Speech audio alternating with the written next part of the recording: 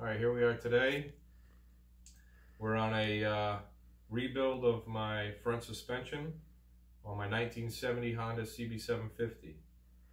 The reason why I'm doing this video is that these shocks I don't think were original, or they were rebuilt to have more of a cruiser style effect on the bike, and I'm building a cafe racer, so I need to shorten the shocks to their original height. And when I disassembled one, I already have one disassembled here. This one's already been disassembled, but I'm going to go through the disassembly process so you can see it. Is that I saw a setup that I have not seen on YouTube or online anywhere. So I'm doing this video to put it out there for others, to help others, and also to get some feedback on what they think of what setup it was or what it might have came out of. So here we have the shock assembly. What you're going to do is, when this shock is in the bike in the triple trees, you're going to want to take and crack loose this top bolt, bolt that holds the spring in. Because when it's out of the bike, it will be harder to hold this still and then crack that loose.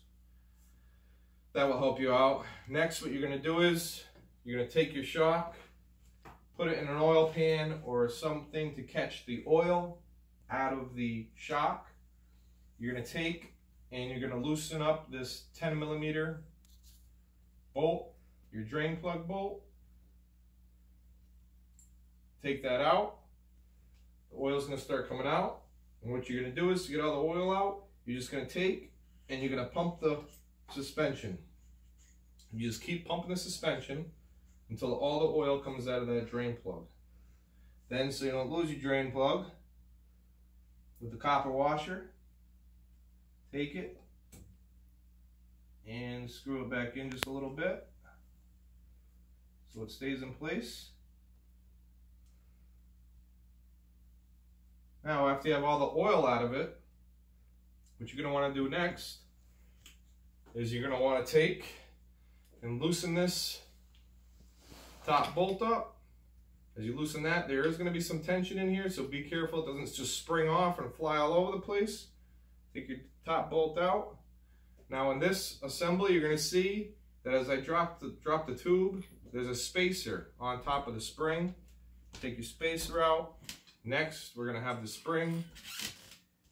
You can pull the spring out. Put those off to the side. Now we're going to come down and we're going to want to remove the seal, because we're rebuilding this shock and we're replacing the oil seals in it. So what you're going to do is, first, take this dust boot, just pry it up off the top of the shock, pull that off. Next, you're going to have a snap ring that's on top of the oil seal. It's going to be inside the housing here. Get a pair of snap ring pliers or a pair of regular pliers, squeeze that snap ring together, pop that snap ring off. After that, you're going to have a washer. It's on top of the oil seal. Take that washer off, and keep in mind when you take this washer off, there's a flat side and then there's a beveled side. The beveled side on this one goes down, so just keep in mind when you're taking your parts off, remember how they go back on for the assembly. Now the oil seal is in here and it's pressed into this housing.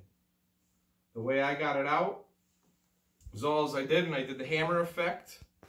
So all you're going to do is, now the spring's out, there's no tension on this tube at all. All you're going to do is take this and separate the lower and the tube from each other in a hammering motion, separating it.